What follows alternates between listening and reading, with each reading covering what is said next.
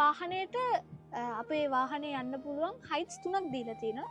අපි ගත්තොත් එහෙම ඕෆ් රෝඩ්, නෝමල්, ඇක්සස් කියලා මුත් 3ක් තමයි අපිට ලැබෙන්නේ. ඕෆ් රෝඩ් කියන්නේ සාමාන්‍ය මේ ගන්න අපිට ඇනිමේට් වෙලා වෙන්න සාමාන්‍ය ග්‍රවුන්ඩ් ලෙවල් එකකින් ඉඳන් පොඩ්ඩක් උසට තමයි තියෙන ඕෆ් රෝඩ් යන්න පුළුවන් ලෙවල් එක. ඒ වගේම තමයි මේ වාහනේ තියෙන විශේෂත්වය තමයි V8 එකකින් යනවා නම් V8 එකේ අපි මේ මොඩ්ස් ටික වෙනස් කරන්න ඕනේ. හෑන්ඩ් බ්‍රේක් එක ඇදලා නවත්තලා තමයි මොඩ් එක වෙනස් කරන්න ඕනේ. හැබැයි මේකේ නෑ අපිට යන ගමන් වුණත් මේ වාහනේ මොඩ් එක වෙනස් කරගන්න පුළුවන්. දැන් නෝමල් එකට දැම්මම මේකේ ඇනිමේට් වෙලාම පෙන්නනවා වාහනේ ලෝ වෙනවා. ඉතින් මට තේරෙන වාහනේ දැන් ටික ටික පල්ලෙහාට එනවා. දැන් ඇක්සස් මොඩ් එකට අපි වෙනස් කරාට පස්සේ වාහනේ සම්පූර්ණයෙන්ම සාමාන්‍ය පාතට යනවා.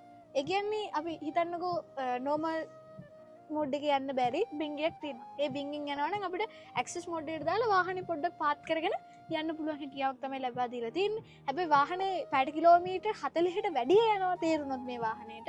එයා ඔටෝම නෝමල් මොඩ් එකට ආයෙත් හදා ගන්නවා. ඒ වගේ ෆීචර්ස් ගොඩක් ඒවා අපිට ලැබිලා තියෙනවා මේ වාහනේට. ඉතින් කතා කරන්න නම් ගොඩක් දේවල් තියෙනවා. ඒ දේවලුත් මම වෙන දවසක අරන් එන්නම්. හැබැයි මේ වාහනේ නෙමෙයි තවත් අලුත්ම විදිහේ මාදිලියක වාහනයක. එහෙනම් අදට යනවා. ඔයාලා තාමත් මගේ channel එක subscribe කරලා නැත්නම් අදම subscribe කරන්න. මේ වගේ හොඳ කොල්ලොන්ට රතගාය හැදෙන හොඳම මටත් දැන් රතගාය ටික ටික වැඩි වෙගෙන එනවා වගේ තේරෙනවා. මේ වගේ ලස්සන vlog එකකින් ආයෙත් දවසක හමු. මම හැන්දිත් තුලා